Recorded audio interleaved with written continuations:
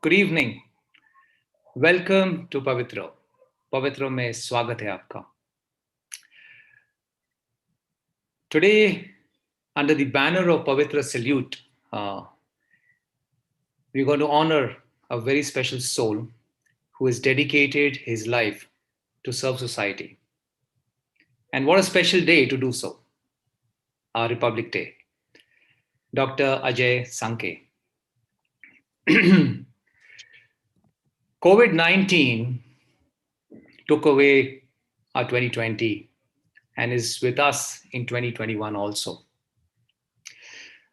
We have a lot of apprehension, we have a lot of questions, we have a lot of hope.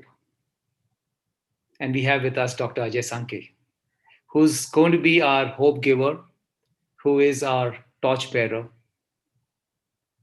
to answer our questions and give us hope in our war against COVID-19. A little bit about Dr. Sankhe.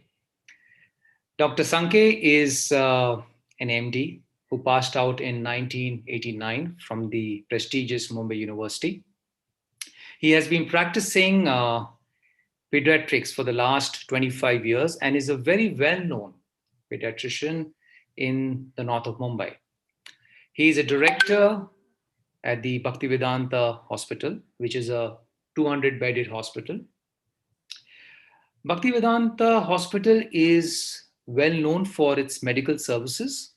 Apart from that, it has a very unique offering. It offers spiritual care to its patients. And it also reaches out to society. Under the leadership of Dr. Sankhe, it has undertaken 40,000 free surgeries for the underprivileged people. Dr. Sankhe has deep interest in spirituality. He is part of the leadership council at ISKCON Chopati. He's part of the management council at ISKCON Mir Road, and is also part of the board of directors at Govardhan Eco Village, which is a spiritual retreat center just outside of Mumbai. Dr. Sankhe is also the president of the Maharashtra chapter of Virat Hindustan Sangam, which is founded by Dr. Subramaniam Swamy. And their mission is to educate the youngsters, the youth, about our rich culture and heritage. So, very versatile personality is with us. He has seen COVID as a patient, as a citizen. He has seen COVID as a doctor. He has seen COVID as a leader of a medical institution as well as a spiritual institution. So we're going to get diverse perspectives from him on COVID-19. And I'm sure we have a lot of questions which is going to be very authentically answered by him. So welcome, Dr. Sankhe, to Pavitra Salute. We have a few questions which we would like to ask you. So thank you, Deepakji, Dayalu Ramji. I'm very, very happy to be with you. And but just by hearing you, I was feeling that you should keep on talking. Yeah, but I do not have so much knowledge as much as you have, so I think I should shut up. Yeah, so I'm very grateful to Pavitra and the organizers for inviting me for this. And whatever questions you have, we can start it. Thank you, Doctor. So, Doctor, we have all grown up with a lot of viruses around us, like the viral flu and all those things, and we never took it so seriously. What is so lethal about COVID-19? Yeah, we have maybe hundreds and thousands of viruses around us. And we did take some viruses quite seriously, like the swine flu, which came a few years back, and then the Ebola. So they appear very scary. But nonetheless, these viruses, they have some kind of a predictability, which was known to us, that this is the way this particular species of viruses will behave. Now, this particular virus, the COVID-19 virus, which originated from Wuhan, when it came, it just did not have any kind of a straight course. Just to make a sort of a comparison, if you go to Ramayana, in Ramayana, Hanuman comes to observe Lanka, and he actually observes everything, all their protection systems, the war rooms, everything he knew. But when Kumbhakarna came in the war, even Hanuman was flabbergasted. Oh, what is this? Now he had not seen him. So when Kumbhakarna came out, it was like a mountain walking, and he was just devouring people, and everyone tried to stop him. And there was no way that they could realize what it is. First of all, they didn't know who is this, what is this, and people were so scared that this is the end of the world. And at that time, Vibhishan even told, tell the Vanaras that it's a machine created by Ravana. So it's not a human being. It's not a being. It's a machine. So don't get scared. So like various kinds of theories about what it is or who he is were floating. Similarly, for the COVID-19 virus, and none of it, whether it is WHO, whether it is CDC of America, whether the epidemiologists and the infectious disease specialists of various countries, including India, no one could really say, okay, this virus will affect you like this. And if you treat it, then this is how it will happen. So two things were there. One is everyone responded to the virus differently. When we conducted our first study, when we started treating about the first 157 cases, only 16% had symptoms. All others, they were positive but no symptoms. And still they were admitted and they were scared to death. They were taking treatment which no one knew exactly what is the treatment. I'm talking the first few weeks of the corona pandemic. And then those who took treatment and were symptomatic, how they would evolve was also absolutely unknown. It was the first time in the world history that none of the countries, none of the doctors, none of the scientists knew exactly what is happening in the body. So the body's response to the virus was different. Then no one knew exactly how the treatment will affect the person. I'll give you very how we learn. So when we started this ICU, and one of our patients, he was on 20 liters of oxygen, young man. And somehow, with all our efforts, we said, no, we must save him.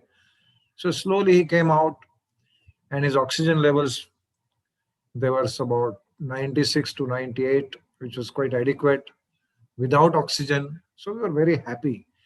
And the doctor, the intensivist came and told him, "Arey boss, tu ghar jayega aaj. Tension mat le." So he was very happily telling him. And then the patient asked, sir, toilet ja sakta hu kya? Haan, bindas jao. So he went to the toilets. And the doctor is still on the other beds taking round. Patient comes back from the toilet. And he is gasping for breath. His saturation levels are around 80. And the doctor is wondering what happened to him. I was about to discharge him. Then we restarted the oxygen and within a few minutes he settled down. That's when we started a test called as the walk test, 7 minutes walk test. This is how it was discovered.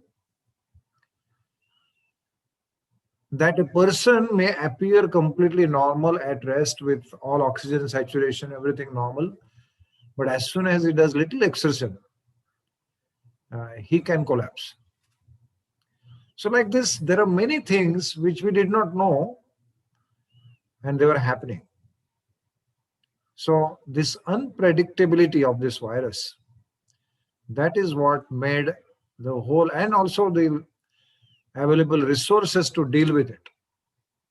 So, that's what made the worldwide, it's not only in India, worldwide, it is a, you can say, one of a kind of a disease which probably happens once in a century that we witnessed this time. Thank you. Thank you, Dr. Sankhe.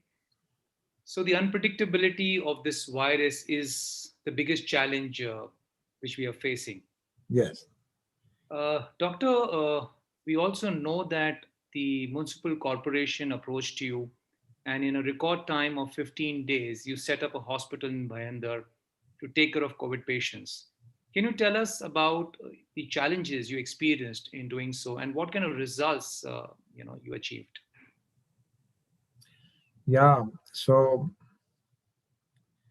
after all these months, now we are in a happy period, you can say, to recollect all those old things. It's not a very comfortable thing, actually, if you ask me, because sometimes it is good to forget things. Like Krishna is very kind when he says, "Matta smrutir jnanam apohanam cha." That means from me comes knowledge, remembrance, and forgetfulness. So I used to always wonder if forgetfulness अच्छा नहीं है क्यों भगवान देते हैं. But I can tell you that forgetting those memories is very good actually. Now we are in a comfortable situation as of today in Mumbai particularly.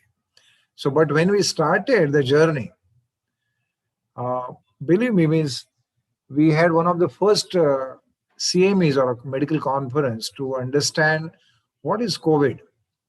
And till then, we had all seen these videos and Facebook posts and newspaper articles and scientific articles from countries like Italy, Spain, Wuhan, that means China. And what we realized, what was the knowledge which we had already, is that amongst all the deaths, 30% were healthcare workers. So naturally, it's a challenge that out of one person, three deaths, one person will be a healthcare worker. So with that kind of scenario, the doctors and the nurses and whoever is working in the healthcare, they were at a huge risk compared to a common mass of people.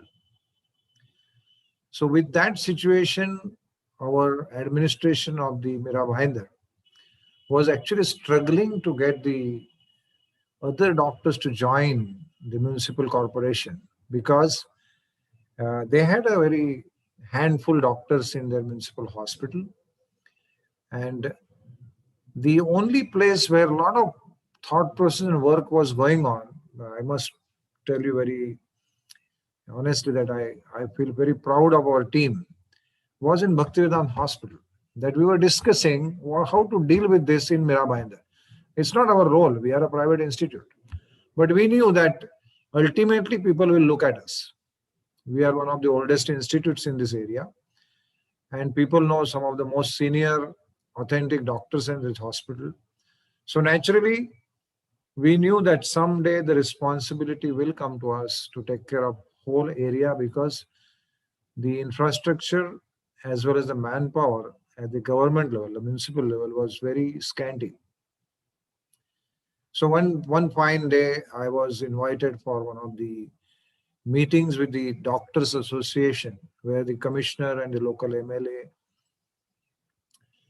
they're all sitting and they were sort of sometimes pleading the doctors that you please join this war, and sometimes threatening that if you don't join, then we'll take some action.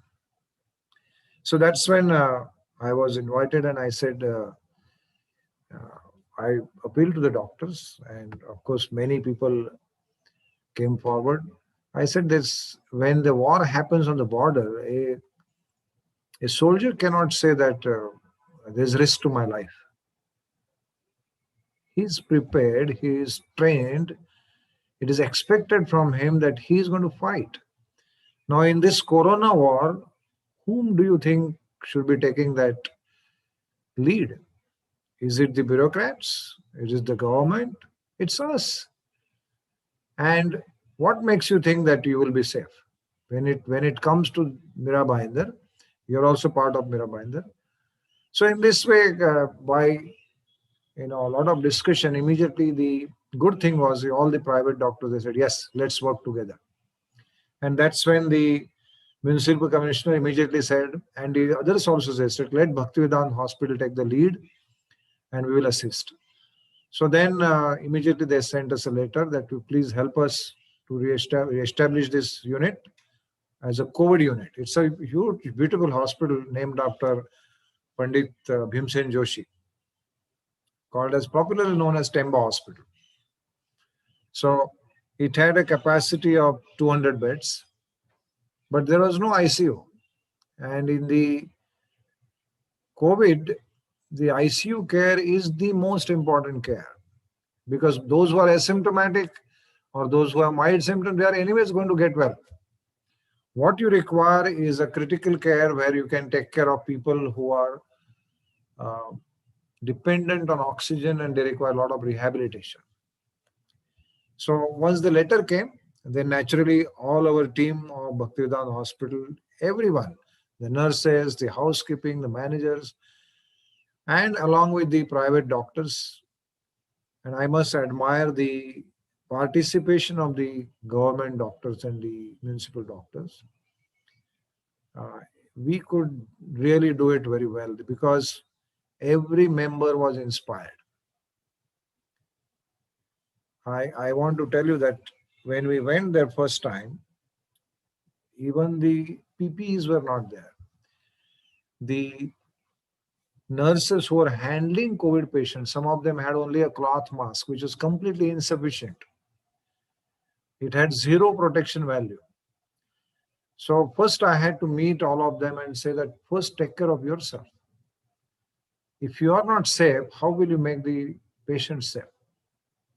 So in this way, when everyone was inspired, I was surprised to see that the things which would have taken otherwise months from the municipality to do things, like whether it is air conditioning of certain areas, whether it's setting up a kitchen, whether it is cleaning the whole area.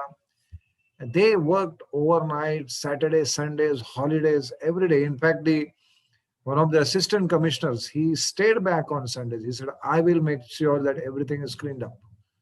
Because unless I am there, these contractors will not work.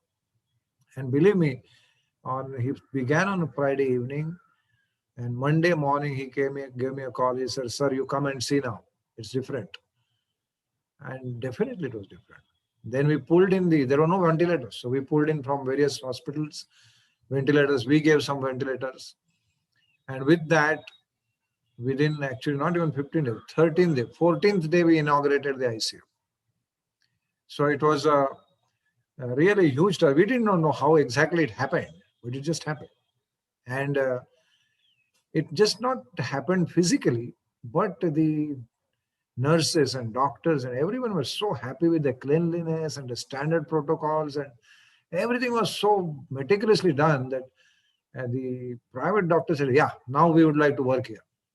So they felt that we are also safe. In case something happens to us, this is a place we will come. So in this way, we could achieve this in a very, very short period of time. And of course, whenever we want to do something for a higher cause, naturally, the blessings of the higher authorities, Krishna, it comes, Guru, they bless you. So with that blessing, our team, along with the team of government and the other doctors, could achieve that impossible looking task. Thank you. That's a very inspirational story. And you didn't take credit for any of that. You've given credit to all your team members and to Guru and Krishna. Very inspiring. Yeah, that's where it belongs. What about patients? Because getting affected by COVID, you're all alone. You're not your well wishers are not around you. You don't know what's going to happen to you. So how did you and your team manage the emotional challenges of patients? Yeah, it's a very important question actually. As I said, these are all memories now. But initially, everyone knew, and maybe you will also remember that corona means death. There's nothing else. If you have corona, you're dead. This is how people thought. In fact, I remember one of our security guards. He was a very hefty security guard. He didn't have COVID, but he got one day fever, something, some small thing. He was so scared. He just went home, slept, and he was so tense that after 2 3 days, he died of heart attack. So that was our first casualty because of corona, but not because of the COVID. Fear of corona. So there are people like that who would die because of such fear, or who would go through such mental agony, because once the administration starts working, sometimes there is no emotion there. Just that it's like somebody is found to be positive. Then what happens? We have all seen these kind of videos. The ambulance comes, the police come. There is a speaker announcement from below the building. Come down, XYZ flat number, XYZ. So it's become so, it's like it was something which we have never seen in life. So with such kind of things, when we enter this Temba hospital, I remember that one of our first doctor, Dr. Ajay Godse, he's a pulmonologist. So I phoned him that, I want you to start taking rounds now, because all our protocols, everything has been set. So he said, yes, I'll come. So the first day he took round, he came and told me, sir, this is the first time in the last 10, 15 days, whatever, there were about 13 patients at that time. He said, somebody has touched them. Patients were not even touched. That means the tablets or medicines were just kept, and they were like, from a distance, they were told, okay, record your temperature. So they had a separate thermometer and they would tell, okay, this is my temperature. No one touched them. No one spoke to them. The nurses were also so scared. So when he went inside and he started touching the patients, talking to patients, spending time, people were completely emotional. People were sort of almost like in tears, and the things changed. And seeing him doing it so confidently, because he was very confident. In fact, sometimes this kind of confidence helps you. So he said, sir, I have perfect confidence in my own immunity. So he was very confident. And he said, and I'm going to follow strict protocol. So he had this N95 mask, gloves, gown. And slowly he gave up the gown also, only the mask and the gloves. So because of his confidence and because of his scientific approach, people could understand that, okay, I'm going to get well. So one is to instill that confidence in the patient that everything is not over, you'll be okay. So the emotional challenges were huge. Like I'll give you one example. There was one husband and wife. They were admitted in a quarantine center. So from the hospital, what we had done, we had to set up a system on phone, telephonic counseling of each patient, that how do they feel today? And whatever they say, then we organize it for them. It was a huge system which only our hospital was doing, not government. Because I knew that they do not have that manpower, somebody has to do. So our hospitals people were counseling. So this lady started crying on phone that, I don't know, my husband is in the next room, I am here, we cannot meet. Our child is admitted in a hospital who's just 8 months old. We cannot be there. We don't know what's happening to him. There's no communication. And no one is with the child. So then we found out that the grandparent, they live in Danu, about 100 kilometers from here. So the next morning I spoke to the commissioner. I said, I called the police people also that this is a state. The grandparents have to be moved from Danu to here. So they said, how we'll do that? Trains are not working. Nothing is working. So I said, you are high authorities. You decide how to do it. But they organized a special vehicle, got the patient's grandparents from Danu. Grandparents were given a place to stay. So it's like everyone did their bit to manage this emotional chaos also, which was universal. So amazingly, people came together, and those who are sort of not even related to that person, they would come and help. This is the good side which we saw. So this emotional care was a very, very important part.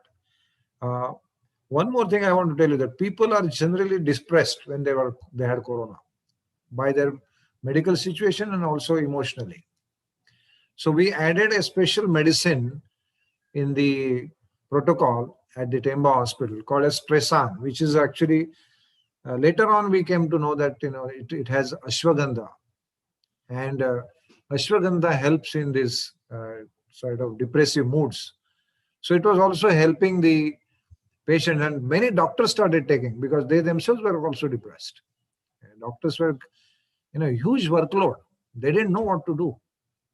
So some of the doctors also started taking, and in fact, I took it for some time because it was such workload at that time with such a scanty manpower that sometimes we did not know what time we'll sleep and what time we'll get a phone call, and everything was so topsy-turvy.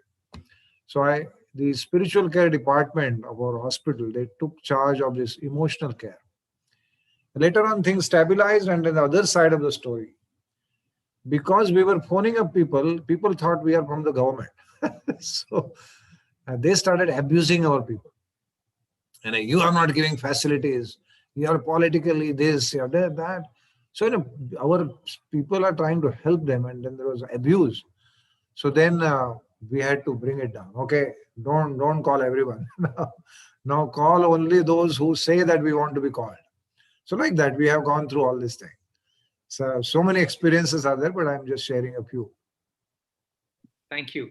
It seemed like the whole team coming together as a family and helping people. Um, uh, yeah, situation demanded that, possibly, that we all saw each other as family members, trying to reach out. Thank you very much, doctor.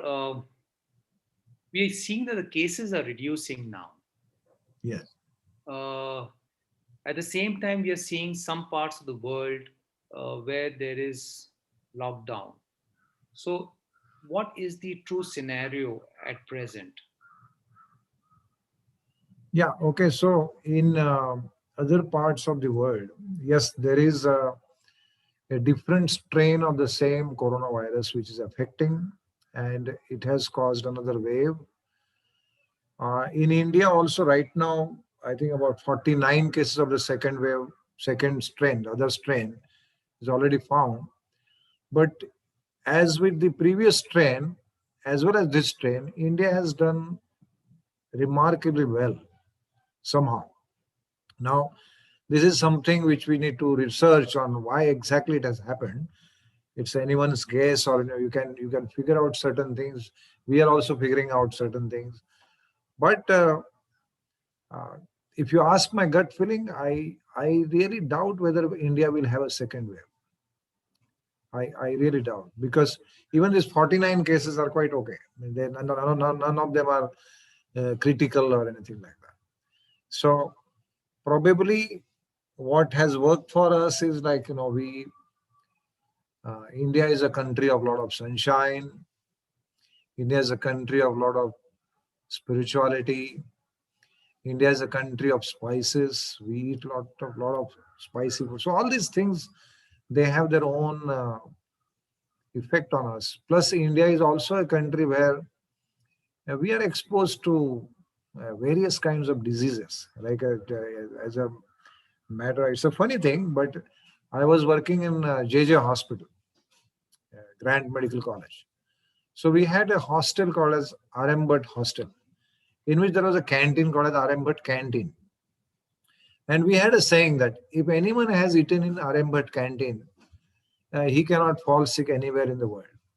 so, so, because it was like that. So in India, we eat in the chapati. We have so many things. We just handle them. So probably the immune system was never sleeping, because sometimes too much sanitization and all these things, the immune system keeps on sleeping. अरे सब बराबर चल रहा है. Too much security. So you're not used to fight back.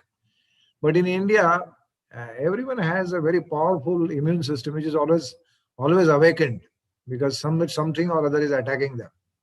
So these are all various you can say possibilities why we are doing well.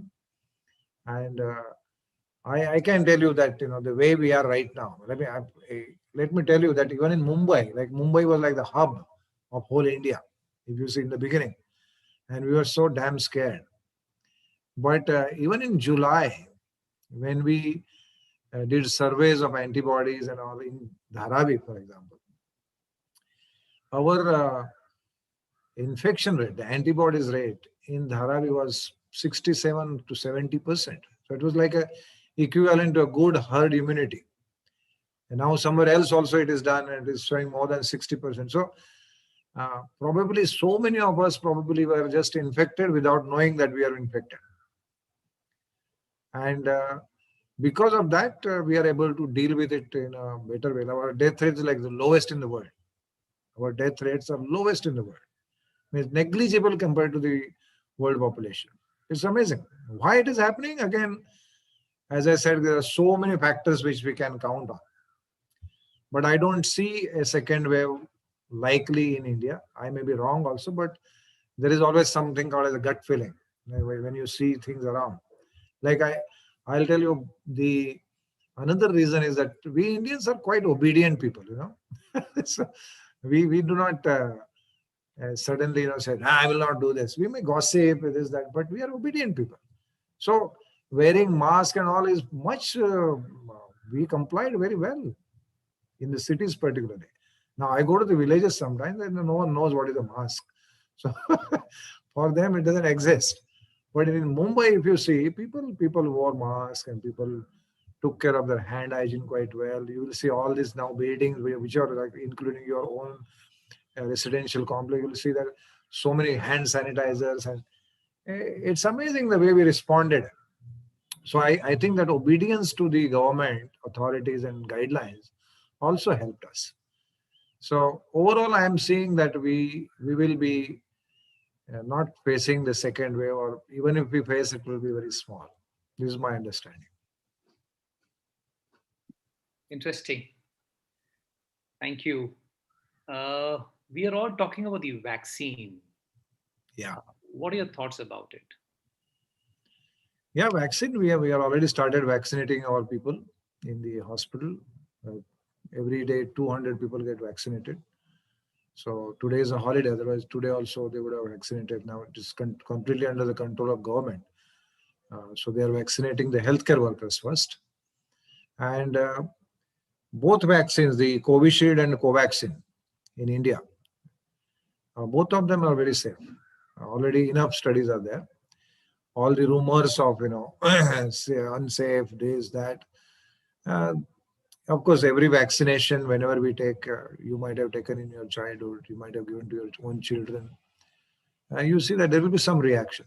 But that reaction is not something which is making the vaccine unsafe. It's quite a safe vaccine. Already thousands of people have taken it. For the phase 3 trials, 25, 30,000 people have taken, no serious side effects. So I would say the vaccine must be taken. Vaccine first to the healthcare workers and the other essential services, then to the elderly, the high risk population. And in this way, government has really taken a very challenging task of vaccinating everyone. And it is essential because unless we vaccinate, we cannot really open up the economy, because that is another side of the story, that the businesses went down, the people lost their employment, and all these things are, you can't sustain with this for a long time. Someday India has to come back to normalcy. So for that, vaccination is good, and those who get it, we should take it. I'm going to take it, and it's quite okay. Like it's like I, I I know some people might be thinking how safe it is, because even in the doctors group sometimes safety issue comes. It is not tried enough, and generally vaccine takes 5 to 10 years for developing a vaccine. Here is a vaccine which is developed within a year's time. So all those arguments are there. They are real. At the same time, the technology, the circumstances, everything demands. Technology is quite safe today. Everyone is in communication with each other. Even the uh, international companies, they are in touch with each other to share knowledge with each other, how they are developing, what mistakes are. So it's all like world has come together to fight this one single virus. And with that, a good safety is guaranteed. So we should take vaccine and not worry about it. Vaccine is like taking a small dose of virus. So suppose I'm given a chance that, okay, you will get COVID whenever you get COVID, or I will give you a small dose of COVID so that you might suffer a little bit, but you will be at least prepared to deal with a bigger disease when it comes. I would prefer to take that small little corona. And that's what a vaccine is. So vaccine is quite safe. I would urge people in general not to spread rumors about it, and just let it happen the way government has already planned. It's quite well planned, and India has shown leadership in this. We should be proud of it. Thank you, Doctor, for clarifying that. I believe the vaccine is in two installments. So, Yes. what is the purpose of that? Because one dose is not sufficient to give you enough immune response. That's why a second dose after 28 days is recommended. That's as simple as that. Um, we really do not know how COVID 19 originated. And there's always a fear that something like this can reappear. What are your thoughts about it? Yeah, see, the like the second wave, for example, maybe there can be a third wave, there can be a fourth wave, there can be a new virus. There was the Ebola virus, there was a bird flu virus, there was swine flu virus. So these viruses, they always are part of us. That means many of them are zoonosis. That means they come from the animal world, and animals do live with us. We cannot separate them. We are part of the environment. They are also part of the environment. So this is not something which is just going to stop with corona. Corona made everyone a fool, including the medical people and the astrologers also. So many astrologers spoke about, at this time it will end, and this is how it was predicted by me last year.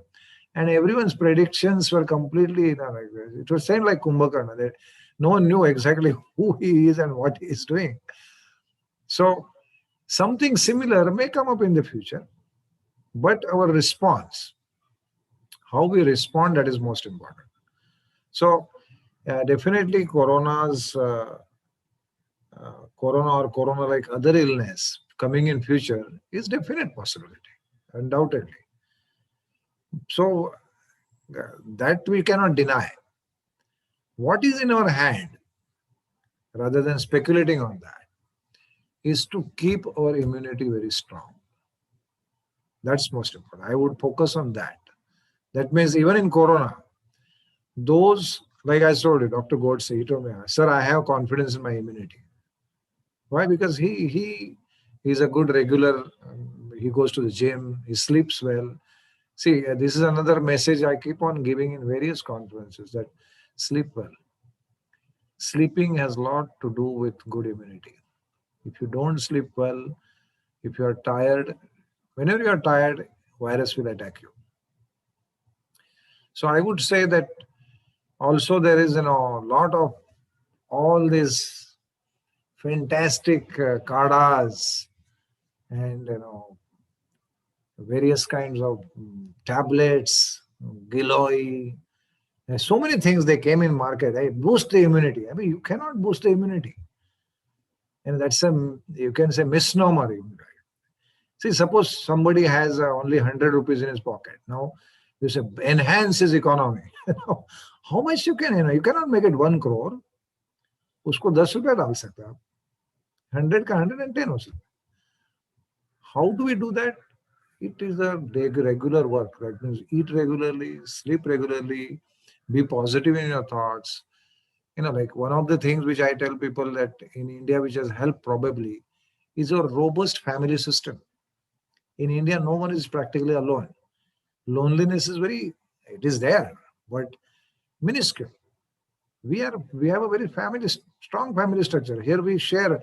दर्द हुआ तो बताते, कुछ डर लग रहा है तो बताते हैं. We share. So by sharing, praying, eating together, we can combat all these things together. So uh, boosting immunity is in our hand. I would say let us focus rather than fearing what is going to come. Let's boost our immunity knowing that it will come. If not corona, it is something else. Boost the immunity all the time. Sleep regularly, eat nutritious food, and keep positive thoughts. Have some spiritual plan in your day, some meditation, something where your mind is detoxified. So with all this, naturally, when the immunity and muscle mass, you should keep a good muscle mass. In one of the observations which we found, that all the obese patients in our research, as soon as somebody comes with obesity, he had a chance of dying 4 times than a normal patient. Straight away. 4 times chance higher to die. Why? Because obese people have very little muscle mass. They look big, but inside the muscle mass is very small. So let's build on muscle mass rather than fat mass. In India, somebody is called healthy means wo mota hai. In US, somebody is healthy means he is lean and thin. So, there is a difference in how we look at it. So we need to look at it from a muscle mass point of view. We should be really healthy with good muscle mass. But those who have muscle mass, they will survive. So I would not worry about whether something like this will come or not. My answer is yes, it will come. It may come, but we should be prepared. Thank you. I think another great reason to remain healthy. Yes. Uh, is there a way to check how good my immunity is? Is there a Okay. scientific way to check that? Yeah, the way to check it is how often you require antibiotics, uh, how often you are sick with viruses. Uh, all these things, they directly correlate with immunity. Like one of the things for I'm a pediatrician, so we have a simple algorithm. That means somebody falls sick more than 9 times in a year with cough, cold, diarrhea, whatever, simple illnesses. We start questioning whether his immune system is okay or not. Or somebody gets hospitalized repeatedly, we could start questioning. Or somebody always requires antibiotic to get well. So somebody gets fever and he sleeps well and next day is okay. His immune system is very strong. Maybe temporarily he was overpowered. So to check immunity, basically the number of illnesses you face. Interesting. Doctor, there are a lot of people who believe in being safe. So They will not venture out too much. They will not, you know, attend social gatherings because they would rather be safe than sorry. So, is that the right approach? How long? How long can we isolate ourselves? Of course, somebody may say till everything is okay, but everything is never okay. So this is something which which is a very highly individualistic kind of approach. That means, particularly, it doesn't apply to healthcare workers, I would say, because we had the same concerns. Or whenever I would talk to our team, also, people would say, "Sir, I have a old father, mother at home." Somebody would say, "I have a small child at home." So everyone knew that they have a peculiar situation. Somebody would say, "Arey, I have a borderline diabetes." So various reasons came out. But ultimately, we took shelter of the Gita, that in all these circumstances, in all these scary looking kind of situations, even in that, we have to do our duty. Karmanyava adhikaraste ma phaleshu kadachana. That was our basis on which all our staff started working. That means, uh, if it is your duty to go out, you should go out. And if you don't need to go out, like I would say, yes, those who are high risk population, that means those who are 55, 60, that age group, those who have very high diabetes, obese, or any other immunocompromised situation, yes, I fully agree that they should, as much as possible, they should take safety precautions, not mix so much till they are vaccinated. And for all of you, all of the other people who are otherwise healthy, they have a otherwise good immunity, just take simple way. See, that scare is something which is, the more you think about it, the more it scares you. I want to share some interesting statistics from our hospital. That all our hospital people, those who got corona, some of them they got, some of the doctors had. Most of them they got outside the hospital, not in the hospital. We traced, because for every case we used to trace, kahan se aaya iske paas, and it would come from some building or somewhere. Because all our people, including myself, even now, twice I have done my antibody test, I'm still negative. Dr. Godse, who has seen by now about 1,500 admitted patients, maybe more than that, he's still negative. What does that mean? That means basic precautions like mask, gloves, it works. You don't have to worry. If you are taking care, then you can be outside, there's nothing wrong. Because how long you can just put yourself in a jail-like situation. So it is highly individual, it's case to case, it will differ. But a general answer is those who have good immunity and they take precautions, they don't have to worry. And if they feel like, they can go out. Thank you. Thank you, Doctor. Doctor, in your fight or journey over the last a year or so, what helped you individually? What helped you personally? Personally, on physical level, if you ask me, uh, I'm always a propounder of good sleep. Even in my college days, I would sleep a lot. As much as you feel fresh, a person should sleep as much. Like somebody's sleeping requirement be just 5 hours. Uh, somebody's might be 8 hours. Mine is about 7 hours to 7 hours and 15 minutes. So that has helped me. Another thing is which has helped me immensely, I would say, and I have is the support from my team, Bhaktivedanta Hospital team, immense support. That means they practically risk their lives on the decisions which we took as a collective decisions at the top leadership. Literally, there is. In fact, in the surrounding of Bhaktivedanta Hospital, there are several hospitals, and they would always tell me that please send me some videos of your staff talking about why they are doing their duties, because none of our staff wants to come, none of our doctors want to come. How come you have every doctor working, you have every nurse, every person who's working in the hospital, they are working, they are coming from far off distances every day, and we are ready to pay extra, but we are not getting people. And surprisingly, in our hospital, we told our people that you will work, but you will not get salary because we don't have any money to pay you. There was no business. There was hardly anything. There was no business practically. We just shut down.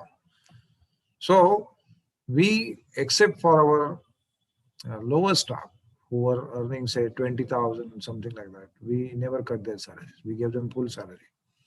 But doctors, managers, they all of them, they took 50% salary for all these months and working much more than what they would have otherwise worked. So such kind of team, when you have, you really feel confident that, okay, my people are with me. Then my spiritual family was with me. That means our trustees, the devotees, they were always supporting us. Like, in this time, the Govardhan Eco Village, there's 2-3 times they sent huge amounts of fantastic prasad for all our staff. They saying that we, out of our gratitude, we want to send this to you. And we would distribute it. People felt very appreciated. Then, of course, the principles of Gita, that helped us a lot, helped me personally. That means the first principle I have already told you, that for us decision making was very simple, because all our people in Bhaktivedanta Hospital, every day, every week, they have some spiritual nourishment through prayers and gatherings. And some people, in fact, in the past has told us that, this is waste of time, it's a waste of man hours. But we don't look at it at that point of view. We always thought it is an investment in people's lives. So when we started with the principle of karmanyavadhikaraste ma phaleshu kadasya. Just do your duty properly. Do not expect results. So when we started, I must tell you this in chronology, that we were really applauded. Like we were at the top of the world. The people were really happy with us. The whole Mira Bhayandar area. And people were sending compliments. But after the Temba hospital thing, everything was set up. Within about 2 weeks' time, a huge backlash started on us because the cases started increasing. What had happened was that we were the first hospital to do COVID RT-PCR testing. So wherever there was a COVID RT-PCR case, his reports carried the address Bhaktivedanta Hospital. So again, sometimes the social media can act against you. So there was a lot of discussion in the whole community that we must close down this hospital because all cases are originating there.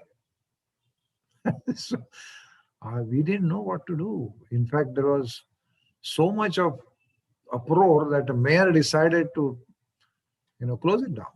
The mayor actually, her audio clip was circulated, and it got to me also. And I spoke to the mayor. I said, "What's wrong with you? Just yesterday you were congratulating our team, thanking our team for starting the Temba hospital, and today you want to close down our hospital, Bhaktivedanta Hospital. For what?" She said, "No, sir, you come to my office, and all these Nagar Sevaks and everyone is sitting here, and they have not many questions because people are questioning them. That all cases are." So I immediately went. So all of them, they started asking, "Sir, tell me, why the cases are only in Bhaktivedanta, no other hospital?" So I said, first of all, no other hospital is working, only we are working. Second, we have the lab. So naturally on the lab report, Bhaktivedanta Hospital address will be there. And third, where do you expect to find corona cases? Will they occur in a saloon or in a hospital? So immediately they were pacified and they reverted this decision. But we did go through a lot of criticism from people. They were abusing us. So we learned another principle of Gita. Sukha dukkhe same krutva labha labho jayajo. That means Whether it is happiness, whether it is distress, whether it is profit, whether it is loss, you have to have an equilibrium of mind to serve Krishna. That principle we took.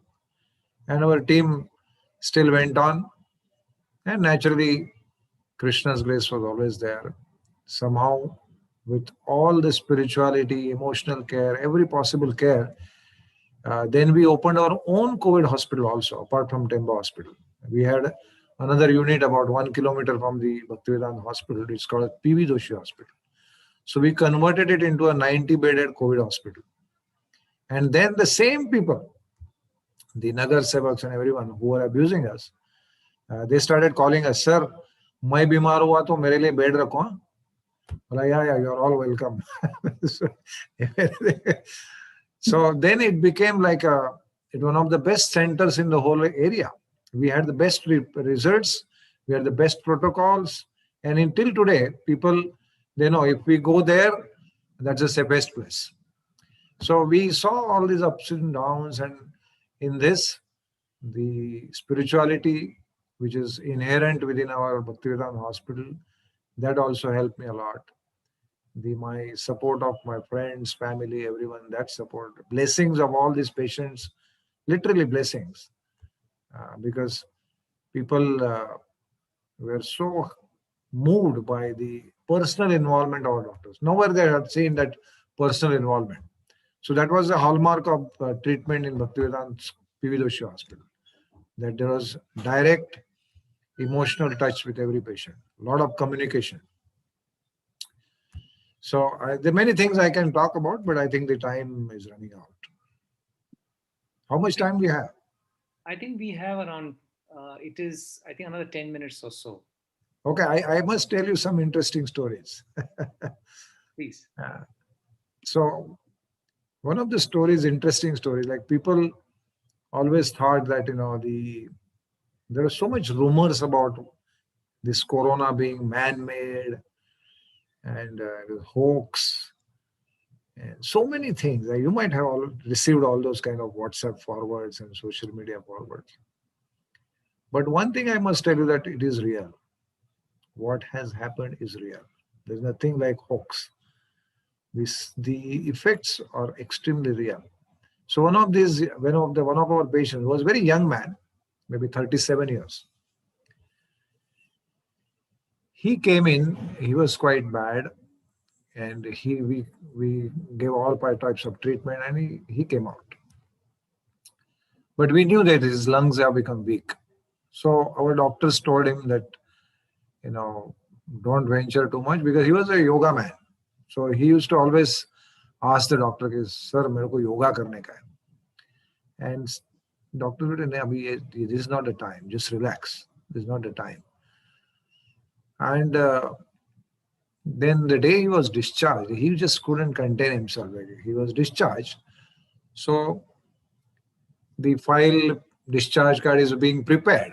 And he just went to the washroom, shaved his beard, fresh cloth, home cloth, sitting on the bed waiting for the nurse to come and give him the file. And right there, he was so impatient that he started doing his yoga right on the bed. So he started deep breathing. And when he came to the yoga practice, pranayam practice called as Kapalabhati, I don't know whether you have heard of this, but you breathe with the pressure, you exhale with the pressure.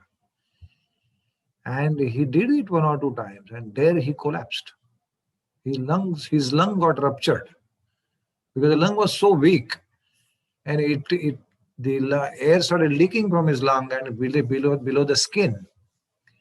It came out of the lungs below the skin. It's called as pneumothorax, and right there he started gasping for air. And he was really fortunate that he didn't go home. If he had gone home and done this, he would not have survived. Immediately we had to take him back to the ICU, put in a tube, remove the air, and it took another maybe 1 week time to heal, and then he went home. So it was for us also a new learning point that the lungs are so weak. Then there was some patient, we had never seen patients coming with oxygen requirements of 50 to 60 liters. Never seen. We had seen only 5 liters, 10 liters, maximum 15 liters. 50 liters, 40 liters, 60 liters.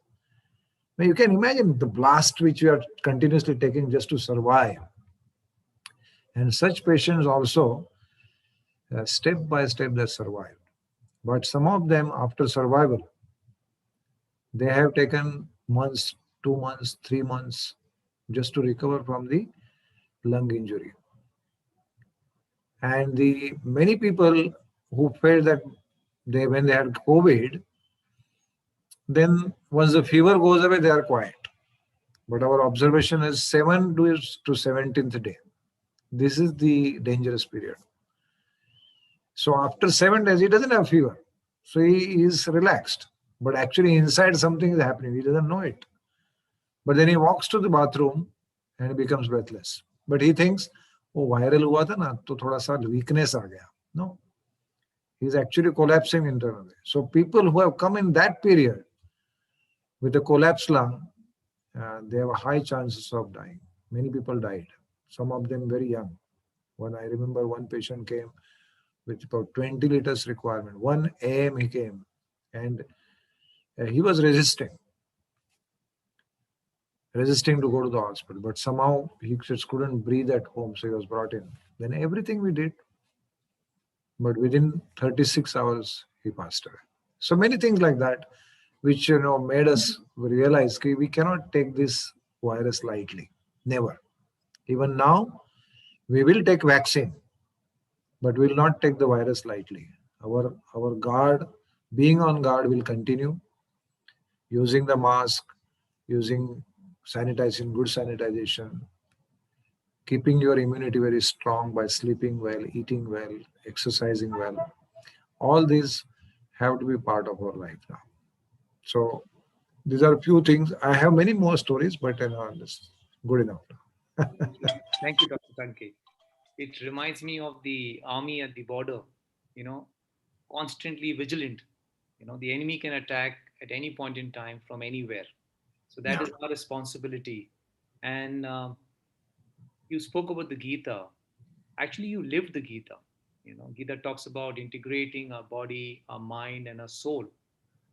And you beautifully practiced that, and you have given us this belief that this book called Gita is just not a philosophy to just discuss, but it is a philosophy to really live. And we also saw it in the Mahabharata where Arjuna collapsed emotionally, physically. But through the words of Krishna, he rose and won the war. Thank you. Thank you very much for being on Pavitra Salute. We really appreciate your time and your contribution. And we wish you all the very best in all your future endeavors. And I hope and pray that whatever experiences you have gathered, maybe it gets presented in some form, maybe a book or something, because this is something which a lot of us will benefit, reading, learning about it. Because as you said, it's not a one time thing, it's a continuous journey of, improving our health and being safe. Thank you very much for being on Pavitra. And thank you, participants, for spending your time on Pavitra Salute. And we wish everybody a very happy Republic Day and a wonderful Pavitra evening ahead. Thank you very much. Thank you, Harish.